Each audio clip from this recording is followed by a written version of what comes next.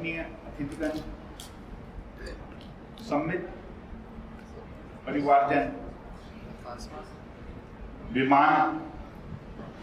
विमानन समुदाय के सदस्य तथा यहाँ उपस्थित सभी देवियों और सज्जनों, आज हम यहाँ केवल एक दुर्घटना को स्मरण करने के लिए नहीं, बल्कि उन अमूल्य जीवनों को श्रद्धांजलि अर्पित करने के लिए एकत्रित हुए हैं, जिनकी स्मृतियां हमारे हृदय, हमारे पेशे और हमारी सामूहिक चेतना में सदा जीवित रहेंगी। हम यहाँ केवल शोक व्यक्त करने के लिए नहीं, बल्कि सम्मान, स्मरण और संकल्प के साथ एकत्रित हुए हैं। सम्मान उन लोगों के लिए जिन्हें हमने खो दिया।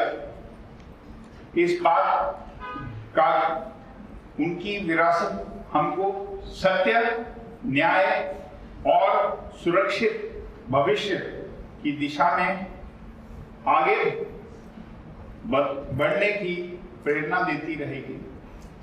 आज हम यहाँ केवल एक उड़ान को याद करने के लिए नहीं, बल्कि उन अमूल्य जीवनों को श्रद्धांजलि देने के लिए एकत्रित हुए हैं। एक वर्ष पूर्व 12 जून को एयर इंडिया की उड़ान 171 अहमदाबाद से रवाना हुई थी और कुछ ही क्षणों में एक ट्रेजेडी घटी, जिन्हें अनगिनत परिवारों की दुनिया बदल दी। मेरा दिल रोता है आप सबको देख के, क्योंकि हर परिवार ने किसी न किसी सदस्य को खोया है। तो मुझे माफ करना, मेरे आंखों में आंसू आ गए हैं। जीवन साथी, मित्र, सहकर्मी और प्रियजन, ऐसा अनेक लोग हमसे बिछड़ गए जिनकी जीवन यात्रा अभी अधूरी थी। ये क्षति किसी एक शहर, एक एयरलाइन या एक राष्ट्र तक सीमित नहीं थी। इसने संपूर्ण वैश्विक विमानन परिवार को गहराई से प्रभावित किया। इन शब्दों से अभी मैं आगे बढ़ूंगा कि हमारी कितनी हम जो पायलट की जो हमारी फेडरेशन है, इसमें तकरीबन 6000 पायलट हिंदुस्तान के जुड़े हुए हैं इस संस्था में। और हमारी शुरू से ही कोशिश 12 जून के बाद जिस दिन ये दुर्घटना हुई, हमारी एक ही कोशिश रही कि सच्चाई और न्याय आपको मिलना चाहिए। 14 जून से हमने इस पर टिप्पणी करनी शुरू करी और हमने गवर्नमेंट को और जो और सदस्य थे ये इन्वेस्टिगेशन से जुड़े, हमने वहां से मुद्दा उठाया। सबसे पहली चीज, जब इसको वेस्टर्न मीडिया ने पायलट की गलती बताई गई, हमने उसका विरोध किया और हमने एक चीज बोली कि ये बड़ी बड़ी कंपनियां हैं, ये अपने तकनीकी खराबी को बचाने के लिए ये पायलट के ऊपर ये जो आरोप लगा रहे हैं। उसके बाद हमने बहुत चिट्ठियां और ईमेल जो हैं उनके मंत्री जी को, सिविल एविएशन के, और AIB और DGCA को। उस दौरान हमने देखा कि सबसे पहले 12 जुलाई को ये रिपोर्ट, जो प्रिलिमिनरी रिपोर्ट है, ये जो है गवर्नमेंट रिलीज करेगी। 11 रात को ये रिपोर्ट लीक होती है और अमेरिका में उसे कुछ पत्रकार वो बोलते हैं कि ये पायलट की वजह से ये हुआ है हादसा। जब ये रिपोर्ट उसके बाद रात को 11 बजे के बाद 12 बजे के करीब इसको रिलीज किया गया। जब ये रिपोर्ट हमारे पास आई, हमने इस पर विचार किया और जो भी हमारे स्पेशलिस्ट थे, हम लोगों ने मिलकर इस पे टिप्पणी दी कि ये कतई ही पायलट की गलती नहीं है। अटॉर्नी माइक एंडर्स अभी आपको बता रहे थे, परंतु हमने क्रैश के बाद से हम एक ही चीज बोल रहे हैं और आज भी वही बोल रहे हैं कि इसमें तकनीकी खराबी थी, इसके इलेक्ट्रिकल सिस्टम में प्रॉब्लम था, इसके कंप्यूटर्स ने उसके फ्यूल को जो है काट दिया और ये जो है ये दुर्घटना घटी। तो इस मुद्दे को लेके हम लोग बोलते रहे और जो प्रिलिमिनरी रिपोर्ट में आप देखेंगे तो उसमें जो टाइमिंग दिए गए हैं, जो माइक एंडर्स ने भी बताया आपको, उस मुद्दे को हम लोग जुलाई 25 से इस मुद्दे को हम लोग उठा के हमने रखा है मिनिस्ट्री ऑफ सिविल एविएशन में, गवर्नमेंट के पास। उसके पश्चात बहुत और घटनाएं घटी। अगस्त के अंदर 2 कर्मचारी जो कि अपने आप को एयरफोर्स के डॉक्टर बताते थे और सीनियर अफसर, वो जो जिनकी मृत्यु हुई, कैप्टन सब्बरवाल, उनके पिता जो 91 वर्षीय वृद्ध हैं, उनके पास पहुंचे तो उन्होंने सोचा कि हो सकता है ये लोग शोक करने के लिए आए हैं, पर वो शोक करने नहीं आए थे। वो आए थे उनका मानसिक संतुलन जानने के लिए कि वो पायलट को क्या टेंशन थी, क्या फैमिली में प्रॉब्लम थी।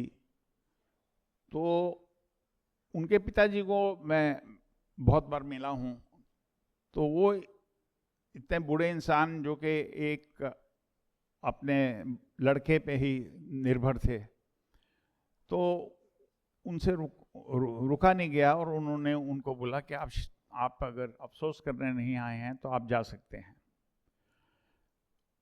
तुरंत उन्होंने हमको लिखा कि ये हादसा हुआ है। हमने इसको एकदम गवर्नमेंट के साथ लिया कि ये जो इन्वेस्टिगेशन हो रही है AAIB की, ये एक ट्रांसपेरेंसी से नहीं हो रही है और इसमें एक मुद्दा है, जिस मुद्दे के ऊपर ये इन्वेस्टिगेशन को घुमाना चाहते हैं और ये बड़ी बड़ी कंपनियों को बचाना चाहते हैं। उसके पश्चात हमने एक निर्णय लिया, क्योंकि हम लोग गवर्नमेंट को बोलते रहे कि इसमें एक जुडिशियल इंक्वायरी होनी चाहिए।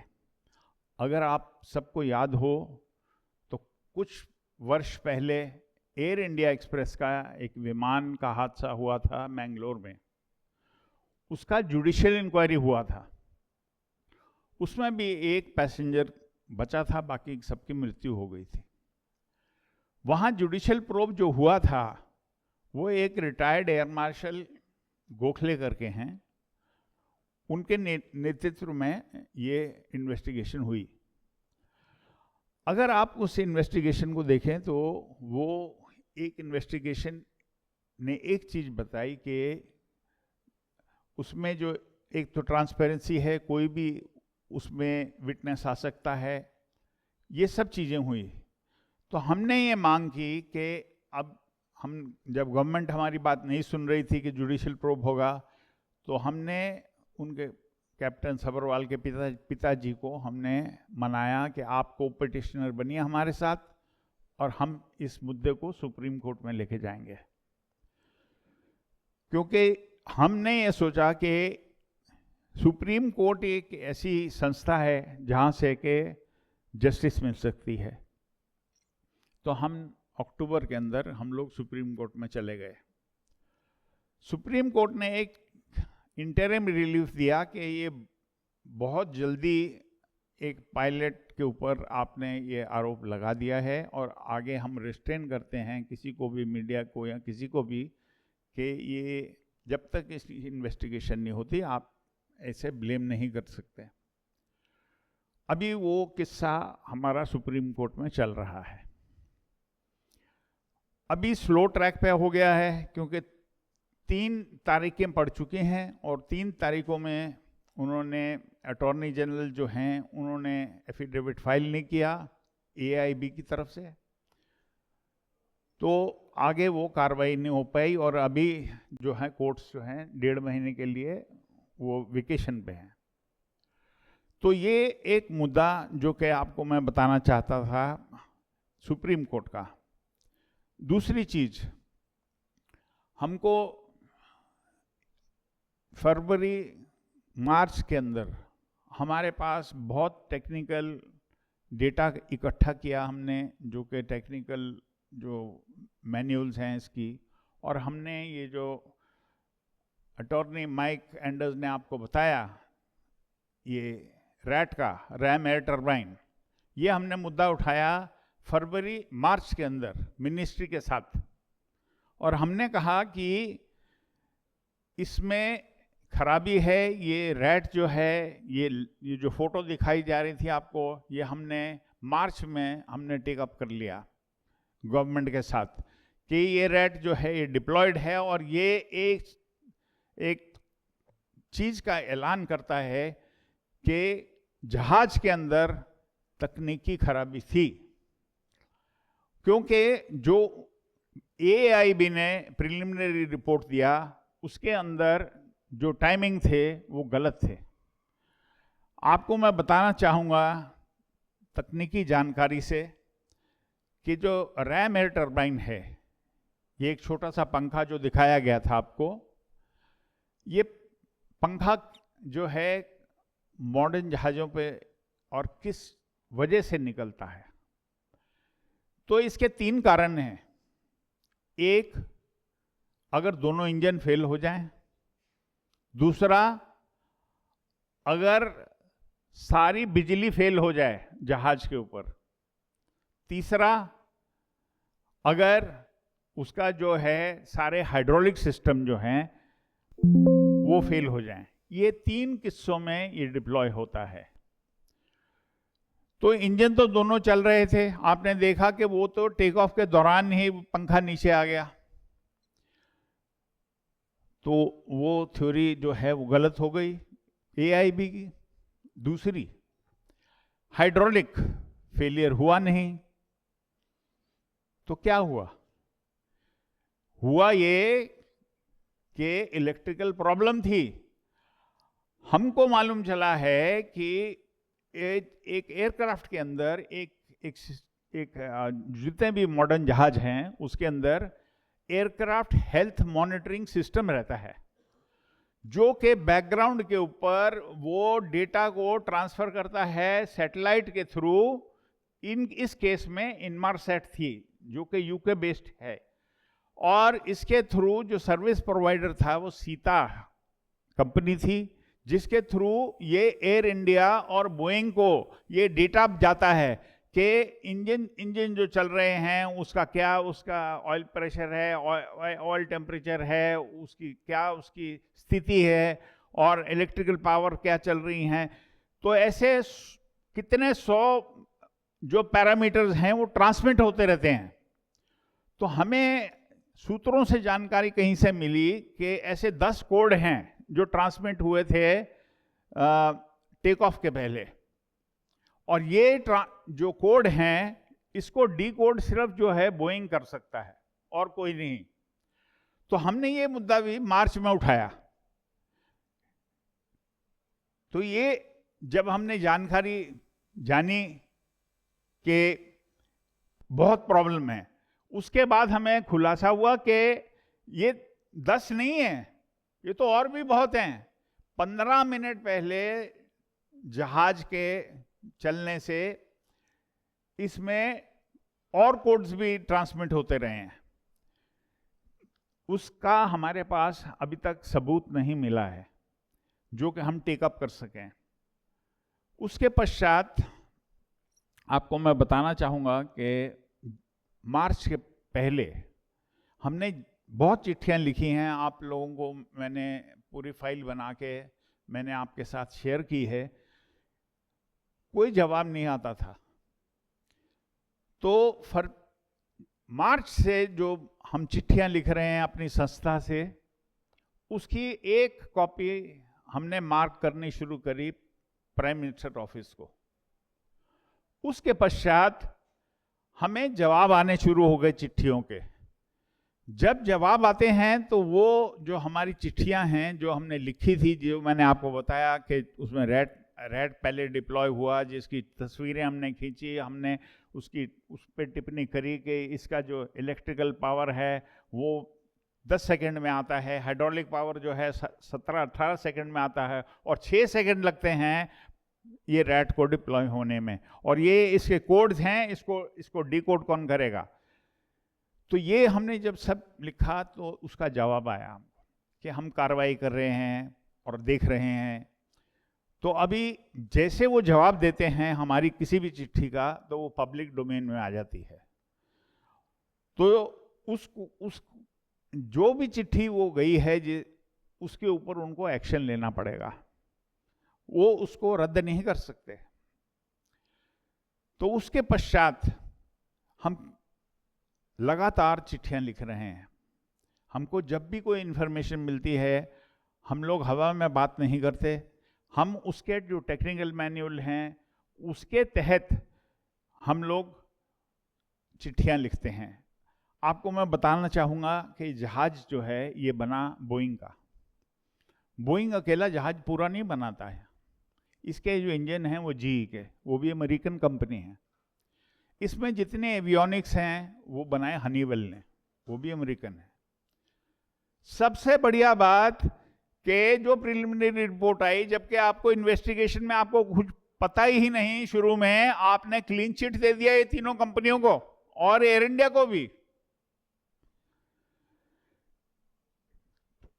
ये पूछा जाए कि अभी तो इन्वेस्टिगेशन शुरू हुआ है और एक गोलमोल सी रिपोर्ट बना के पब्लिक को डाल दी, वो आप लोग नहीं समझ सकते, पर हम लोग जो तकनीकी जानकारी रखते हैं हम समझ सकते हैं कि क्या प्रॉब्लम है। तो हमारा जो लड़ाई है वो जारी है।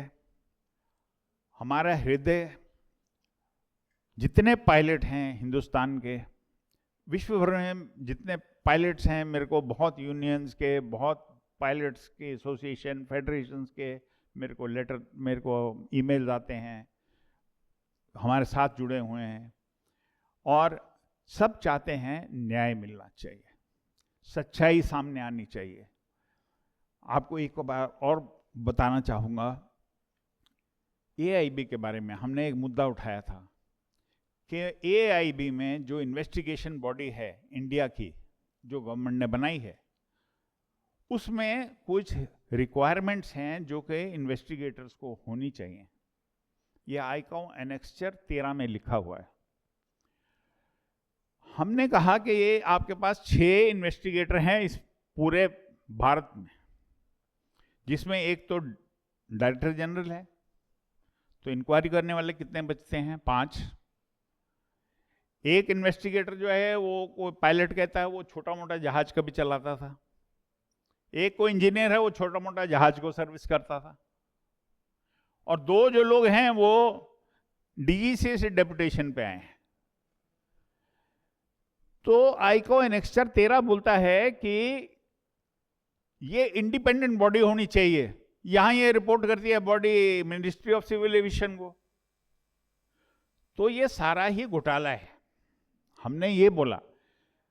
और हमने क्वेश्चन किया कि ये जो आपके इन्वेस्टिगेटर्स हैं ये तो बेसिक रिक्वायरमेंट नहीं मीट करते, तो यहाँ पे आपको सब्जेक्ट मैटर एक्सपर्ट, चाहे पायलट है चाहे इंजीनियर है, वो होना चाहिए जो कि 787 पे। बहुत सोच समझ के हमने जब लिखा ये जून के अंदर, तो जुलाई के अंदर एक कैप्टन आर.एस. संधू को, जो कि retired director operation air India से और एग्जामिनर थे 787 में, मेरे अच्छे जानकार हैं, उनको नियुक्त किया गया इन्वेस्टिगेशन के लिए। आज तक हमको नहीं पता कि किसी इंजीनियर को भी रखा है। इतने भारत में इतने क्रैश होते हैं, इसी साल में कितने क्रैश हो गए आप ये देखिए कि 5 लोग हैं इन्वेस्टिगेट करने को, और जिनका खुद का कुछ इतना अच्छा स्टैंडिंग नहीं है। तो ये भी एक मुद्दा सोचने लायक है। आज 1 वर्ष पूरा हो रहा है, अभी तक फाइनल रिपोर्ट नहीं आई। एक और आपको बात बताना चाहूंगा कि जो आईकाओ एनेक्सचर 13 है, उसके तहत जरूरी नहीं है कि 1 साल के अंदर रिपोर्ट आए, वो बोलता है कोशिश करनी चाहिए। मैं आपको बताना चाहूंगा कि जो एयर फ्रांस 447 जो अटलांटिक ओशन में 2009 में गिरा था, उसकी 2.5-3 साल में रिपोर्ट आई थी। MH370 वो आज तक लापता है, उसकी आज तक रिपोर्ट नहीं बनी, कितने साल हो गए। तो ये जरूरी नहीं है कि 1 साल में वो रिपोर्ट दे देंगे। एक आपको बताया कि वो अंडरस्टाफ्ड हैं, दूसरा बात मैंने आपको बोली वो उनकी कैपेबिलिटी नहीं है। तीसरी चीज मैं आपको बोलना चाहूंगा कि उनके पास जैसे जैसे कुछ नई चीज आ जाती है तो उस पे ऊपर वो इन्वेस्टिगेशन शुरू कर देते हैं, जैसे मैंने आपको पहले बताया, जो हमने उनसे टेकअप किया। तो एक चीज आपको सोचनी चाहिए कि क्यों हो रही है। एक इंटरनेशनल रिलेशन रहते हैं, उसके दबाव में भी कंट्री रहती है, तो किस डायरेक्शन में जाएगा इन्वेस्टिगेशन वो मालूम नहीं है। आज मुझे एक और जानकारी मिली कि हम पहले भी मिली थी थोड़ा 1 हफ्ता पहले, कि इंटरिम रिपोर्ट आने वाली है। इंटरिम रिपोर्ट नहीं, हमने भारत सरकार को बोला है इंटरिम रिपोर्ट मत निकालिए, क्योंकि वो उसमें कोई कंक्लूजन नहीं होगा और उसमें कोई आप बता नहीं पाएंगे कि इसका कारण क्या है। तो अधूरी रिपोर्ट होगी, उसमें फिर स्पेकुलेशन होगी और उसमें और लोग जो हैं सोचते रहेंगे। तो हमको लगता नहीं कि वो इंटरिम रिपोर्ट देंगे, वो लोग एक स्टेटमेंट दे देंगे कि अभी इन्वेस्टिगेशन चल रही है। दूसरी बहुत जरूरी चीज है कि जितने स्टेक होल्डर हैं, ICAO, FAA, NTSB, UKCA, UK AIB को ड्राफ्ट रिपोर्ट 30 से 60 दिन पहले उनको ये ड्राफ्ट रिपोर्ट ये स्टेक होल्डर्स को देनी पड़ेगी, नहीं तो ये इलीगल हो जाएगा। तो अभी तक तो ड्राफ्ट रिपोर्ट ही नहीं आई। हमें इंफॉर्मेशन मिली यूके के AIB से कि हमारे पास कोई ड्राफ्ट रिपोर्ट नहीं आई है, हमारे पास वो राइटिंग में। तो उसके बाद ये 1 साल के बाद, मतलब 30 दिन से 60 दिन के अंदर वो फिर फाइनल रिपोर्ट निकालेंगे और कुछ आएगा खुलासा। मैं कल से कुछ फैमिलीज को मैं कल मिला और आज मैंने कुछ फैमिलीज को यहाँ पे स्टेज पे देखा कि किस तरीके से आप लोगों के साथ जो घटना घटी वो बहुत दर्दनाक है, क्योंकि आप ही जो है फील कर सकते हैं जिन्होंने अपने अपनों को खोया है। मैं एक कहना चाहूंगा, ये भारत के अंदर 140 करोड़ के ऊपर जनता है। ये एक एक्सीडेंट अगर अमेरिका में या कनाडा में या यूरोप में हुआ था, आज के दिन विभिन्न शहरों में एक मेमोरियल मार्च हुई होती। हमारे मुल्क में क्या है, ना तो प्रधानमंत्री ना तो चीफ मिनिस्टर, किसी का एक स्टेटमेंट नहीं है। कितनी दर्दनाक बात है। ये किसी के साथ भी हो सकता था, किसी का अपना हो सकता था। सबको सोचना चाहिए, कल को हमारे साथ भी हो सकता है। कोई नहीं सोचता कि मेरे साथ तो नहीं हुआ, छोड़ो। कितने लोग सोचते हैं। आज मेरे को इतनी खुशी हुई कि इतनी फैमिलीज यहाँ पे एकत्रित हुई हैं। मैं कुछ लोगों से लंच पे मिला, मैंने कहा आप लोग आज मिल रहे हो? आप लोगों को तो 1 साल पहले मिलना चाहिए था। जो एक दूसरे की दर्दनाक घटना घट रही है, बॉडी नहीं मिल रही, आप भाग रहे हैं, परेशान कर रहे हैं। यहाँ पे लोग आपको, एयरलाइन परेशान कर रही है, आपका कुछ ध्यान नहीं रख रही है। एकजुट होके एक उंगली को तोड़ना बहुत आसान काम है, एक जब मुट्ठी बन जाती है वो ताकतवर हो जाती है। आप अभी देखिए, अभी हाल में क्या हुआ है। कॉकरोच जनता पार्टी, एक व्यक्ति ने बॉस्टन के अंदर, जो छात्र है, उसने बॉस्टन में शुरू किया था, चिंगारी से आग लगा दी उसने।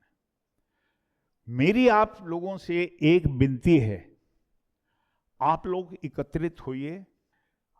मैं इन लोगों को बोलूँगा कि आप लोगों को इकट्ठा करें। आपके जो एड्रेसेस हैं, ईमेल्स हैं, फ़ोन नंबर्स हैं, एक लिस्ट बनाइए। आप लोग इकट्ठे होइए, आप एक रिप्रेजेंटेशन कीजिए, एक मेमोरियल के लिए लैंड अलॉट करवाइए। यहाँ पे गवर्नमेंट के कोई मना नहीं करेगा, आपको लैंड मिलेगी। जिस दिन आपको लैंड मिल गई और मेमोरियल आपका शुरू हो गया, आप जीत के पथ पे चलना शुरू हो जाएंगे।